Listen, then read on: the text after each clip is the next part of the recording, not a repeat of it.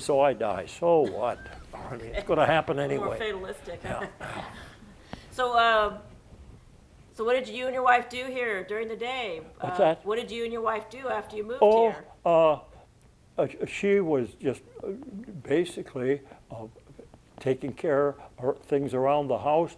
She liked to walk a lot and stuff, and we have a nice little place to walk, a little park right down by the lake. It's private here too, and I did quite a bit of fishing, and until a couple of years ago, the friend that I used to go with all the time, he had a stroke, and we haven't been since.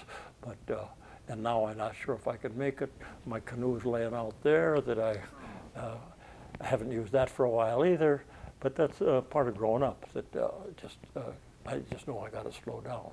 That we're talking bucket list. That originally, shortly after the wife died and stuff, I wanted to go back and visit my friends in Minnesota and go up to Canada and fish. And I've been doing that. I've done it for 6 years each summer. Go back for 2 or 3 months and stayed back there camping along the way and stuff. And I'm hoping I can do it this year, but I'm not real sure if I'm going to make it or not. You have someone to go with you, right? No, I go alone. Oh. Yeah, no, if I had someone to go with me, it wouldn't be any consideration at all. But I go alone and camp along the way, and I enjoy the traveling. I find much satisfaction in sitting along the shore of a lake or a river in the evening and just looking. And well, I've got that Honda out there that I've been using for the past couple of years. I've got it rigged up with a bed in it and stove and ice box and all that. And I'm right now considering buying my daughter's Volkswagen. She has a newer model than that old one that's sitting of mine out there. That doesn't have an air conditioner, and I can't travel in the summer without an air conditioner anymore. I'm just kidding. So I'm considering doing that, but that's still all up in the air. But that's on my bucket list, and then, like I say, that was on my bucket list, but I've done it now for a couple of years. And I amaze myself when I'm sitting alone on a lake in kind of remote Canada and saying, here, for a 93-year-old guy to be able to sit up here enjoying fishing, that's kind of remarkable. Yeah, it's very remarkable. And I've been very fortunate along those lines. So, Yeah. So that's part of the bucket list stuff, and I want to fly that airplane yet. Oh, and my other one was ride a horse, but I had a chance to do that up in Oregon last year, 2 years ago. That I didn't get up on them the way I used to, but we had a little stand, and I climbed up on that horse and rode around for a little while. Tall horse. Yeah, and that was a nice experience. I liked that. Wow.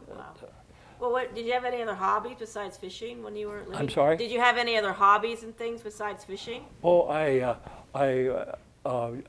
have done. When I was teaching too, I taught some woodworking, and I've built a lot of stuff in my garage. I've got power saws and all that, and I just see that thing that the plant is in, that wooden box there. I've built that. Oh, that's and, nice. I built all kinds of junk around here, furniture and stuff like that. If I can't walk, then I've got some Japanese chisels that I can do carving and stuff with Japanese chisels, laying in a bed or sitting on a chair and stuff. I can do that. And if my eyes go bad, then my thought is that I will try and develop a talent for music instead of just a desire for it. But right now, I still, almost on a daily basis, I'll play some instrument a little bit.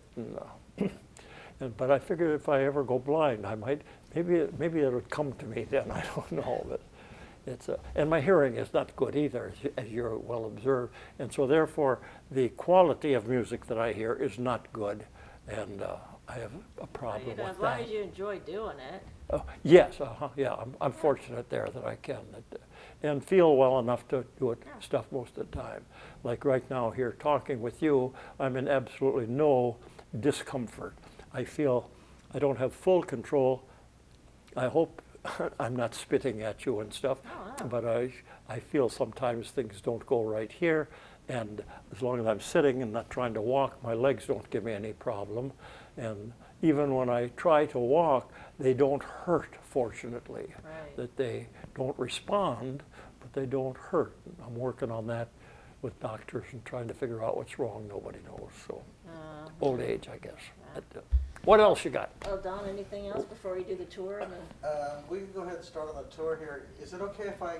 Yes, you certainly do. Anything at all. Yeah, that's our wedding picture So why don't from you go Florida, Hold this 1940. in front of the camera for us. Okay, 1944. Yeah, this is a. Here, you Let's can- see, what was I here? So, Let's see. if you can- First class radio one. If you can look, thank you, Don. Okay. And then go ahead. Thank you, sir. Okay, Perfect. fine. And I got to watch so the reflection isn't in there. Yeah, that was a first class radio What a one there. great photo. Please describe that again. Thank you. I'm sorry. Please describe that again. What a great photo. Yeah. okay, so that's your wedding picture? Yes. Okay. This is our wedding picture. Wow. Yeah. And so what year is that? 1943. October. October 17th. Oh, hey, your birthday, Donald. And Oh, if no you kidding. Could, Huh? if you could say your wife's name again. Madeline. Madeline. Yeah. So how did you meet her one more time? That we were. You didn't say one more time because you didn't ask me the first Yeah, time. But that's okay. neither here nor there because it was such a stuff that I used to. I'll say just with her that if I say pickup, you know what I'm talking about, relationship. Okay, well I tell people when they ask me that I picked her up at a roller rink. She came roller skating with one of her girlfriends while I was going to radio school in Alameda, and I was down there with a couple other sailors, and I saw her on the skating rink. And Madeline was very tall. She was 5 feet 10.5 inches tall, and she stood out height-wise above most of the other girls, and that just looked good to me. And we met on the roller rink there, and then went skating a couple times and met her folks. And Carried on and from the rest is history. Yeah, that's basically That's it. a model-worthy smile there. It really is. I'm sorry? She's Her smile. model-worthy. What a smile. Oh, yes. What a Yeah, face. What a yeah. beautiful This woman. this isn't the Wow. picture. It's no. I'll show you the one of the pictures that. Now, Oops. the back is. That's watch the okay. back of That's this. okay. That's fine. Well, I know you'll- Yeah, I know what this. I had this done. When I was in the Philippines. That the artists would come aboard ship and take orders, and that there's that other one of me too. They would make these. I don't know what they are, if they're crayon or what they are, but they would Pastels, take maybe? and make these things That's for very us when good, we were yeah. aboard ship. But this was 1950. What would this be? This would be 55, something like that. 1955. Wow. That, but that's what she's. Those are nice. Thank you. Oh, you got it backwards. That's good. I'm actually just going to gently. You can just let them lay there, Don. That's okay. We'll get them squared away later. Yeah. Okay. And.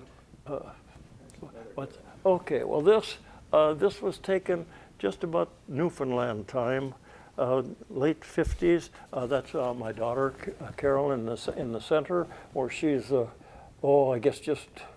Not quite in high school. Yeah, not quite in high school. Yeah, that's right. And, I don't know what the occasion was. Maybe just a family picture. I don't recall. That is pretty. That is a but nice that's, picture. Yeah. So that was Newfoundland. Now, who's this handsome gentleman? Oh, this is me in my Snoopy days when I'm out to go and fight the Red Baron, World War I. Yeah, this, I guess, I'm sure these are not the original wings I had, but this is when I was in flight training in Dallas in 1943 when we were flying these M2Ss, and they gave us these white scarves and goggles and all that stuff, and that was our goal. I Very don't know picturesque. yeah, that was our goal. That big day when we got to put this stuff on. Wow. Big day. Yeah, I can see you got the big smile. Yeah, yeah, that's. Got it done. Oh, I'll just set this thing here. That's fine. okay. No problem. Oh, here's your hat. Oh, geez. Oh, hey, I sure like the way you got things organized. That's good. Okay, where do we go here first? Here, I'll go here, because this is the.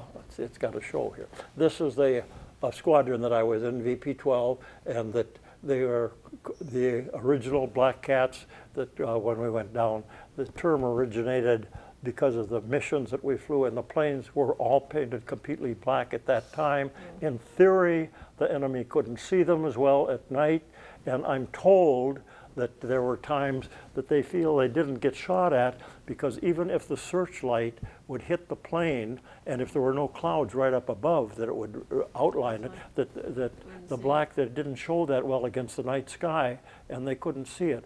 Some guys have reported of seeing a light when you're patrolling, and seeing a light come in the plane from a searchlight down below, and then of course everybody starts expecting that they're going to get shot at and stuff, but nothing happened. They said because the ground crew couldn't see them. I mean, so I don't know. That's one of the stories.